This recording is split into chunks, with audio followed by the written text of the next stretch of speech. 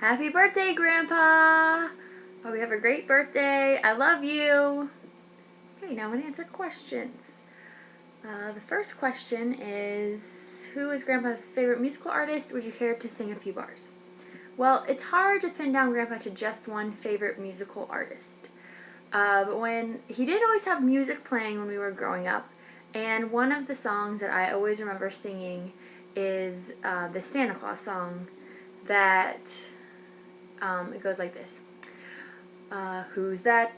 Gosh, it's really hard to remember how it goes.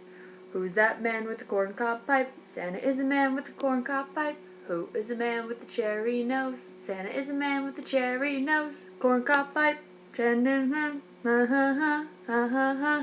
Must be Santa, must be Santa, must be Santa, Santa Claus. That's a favorite one from growing up, a real hit in the Store family. But Grandpa likes lots of other musical artists, everyone from Rod Stewart to the Statler Brothers to he even has a Katie Lang CD. So I don't want to pigeonhole him to just one or two artists because he is really an appreciator of most, but not all, kinds of music. So that's the first question. Which sports has Grandpa coached you in? Feel free to elaborate. So Grandpa has coached me in virtually every sport I have attempted to play or participate in. He's never been an official coach, but very much an unofficial advisor. I remember him, I feel like he's come to see many sporting events, as well as dance recitals. And there was basketball advice was definitely given. I remember him coming to, excuse me, that was my computer. I remember him coming to, maybe I should read that. Basketball advice was definitely given. I remember him coming to see some softball games of mine in Texas. What other advice? Tennis. Oh, there was a lot of tennis coaching when I played tennis. There has, of course, been some golf coaching, although I have not ever officially participated in a golf match. I think those are called something else. Anyway, many words of advice and wisdom from Grandpa on the sporting events. Nothing really jumps out as particularly outstanding, though. What is your funniest memory of Grandpa? So, although the whitewater rafting incident was very humorous, I think my personal favorite, funniest moment with Grandpa was when Grandma and Grandpa took us to the Chattahoochee River Walk outside of Atlanta, possibly in Atlanta. I'm not really good with geography.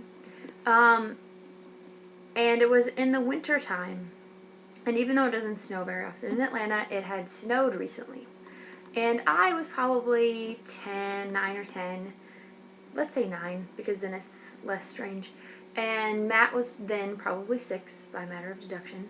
And Grandma and Grandpa took us to the Riverwalk, and it was very nice. It has a lot of planks, sort of like a boardwalk, but it goes through a marshy area where there is lots of wildlife and plant life to observe. And we were walking along, observing, looking at things.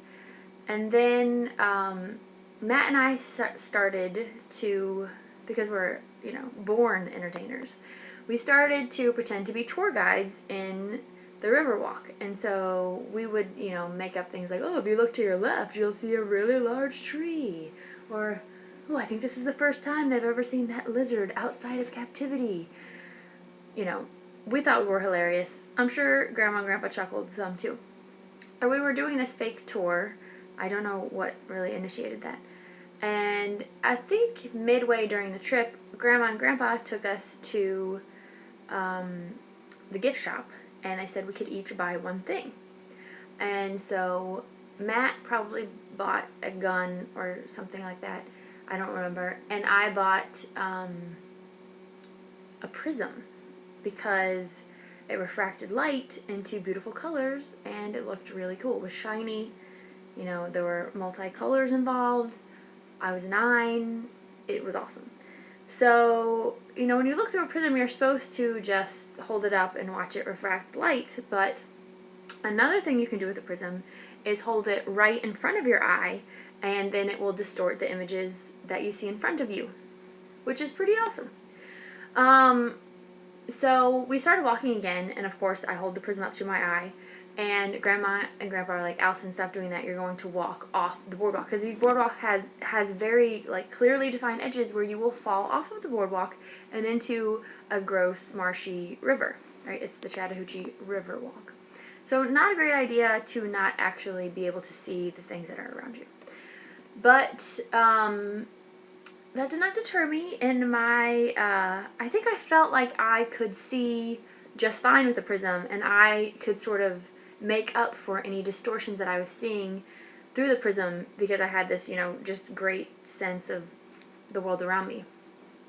So I started walking, looking through the prism, and the next thing I know, I have fallen off the Riverwalk into the marshy, snowy gookiness, and I am stuck. Like, one of my feet is stuck in the marsh, which is not very awesome when you're 9 years old, a little embarrassing.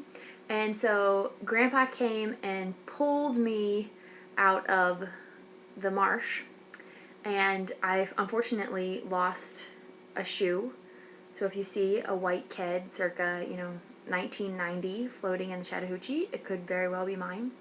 And it was not bad enough that I had to walk back to the car with just one shoe and what I am pretty sure was a purple sock.